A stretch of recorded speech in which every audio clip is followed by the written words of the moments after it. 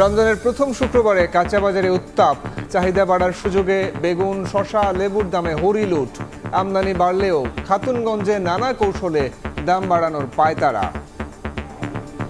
আমি তো ভাবলাম যে কারণ বাজার পাইকারি বাজার হয়তো একটু কম হবে, তো এখানে দেখি তারও ডবল দাম চাচ্ছে। রমজান মাস আসলে অনেক দেশে সবজির দাম কমে, কিন্তু বাংলাদেশে এলে সবজির দামগুলা বেড়ে দেয়। যে পরিমাণ এগুলো থাকার কথা এই পরিমাণ সরবরাহ নাই। আগের রেট থেকে একটু বাড়ছে, 40-50 টাকা প্রতি মনে বাড়ছে। রমজান আসলে আমাদের কিছু অসাধু ব্যবসায়ী সরবরাহ লাইনটাকে নিয়ন্ত্রণ করে অটোমেটিক্যালি দামটা বাড়ানোর জন্য তারা চেষ্টা করে।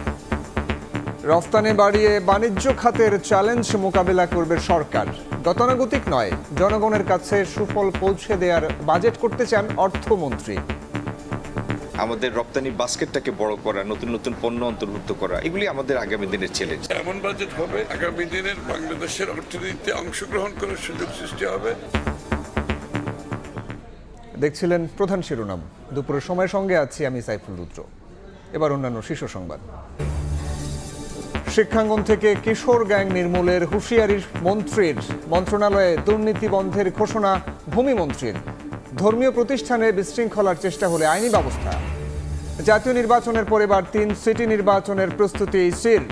স্থানীয় সরকার মন্ত্রণালয়ে চিঠি, আগামী সপ্তাহে কমিশন সভায় ঠিক হবে কর্মপরিকল্পনা। ভাষা শহীদদের স্মরণে প্রস্তুত জাতি। সিসিটিভির আওতায় শহীদ মিনার এলাকা, নেই কোনো নিরাপত্তার শঙ্কা। প্রথম প্রহরে শ্রদ্ধা জানাবেন রাষ্ট্রপতি ও প্রধানমন্ত্রী। মোটর সাইকেলে এসে ছিনতাইয়ের চেষ্টা, চিৎকার শুনে ছুটে আসে আশেপাশের লোকজন। গাইবান্ধায় গণপিটুনিতে নিহত 2, যশোরে গ্রাম্য চিকিৎসককে কুপিয়ে হত্যা। এবং টি-20 বিশ্বকাপে অংশ না নেওয়া ইস্যুতে বিস্ফোরক মন্তব্য কোচ সালাউদ্দিনের। সাবেক ক্রীড়া উপদেষ্টা আসিফ নজরুলকে মিথ্যাবাদী আখ্যা।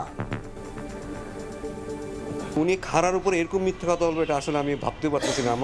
আমি কিভাবে ছেলেদের সামনে আসলে মুখ দেখাবো।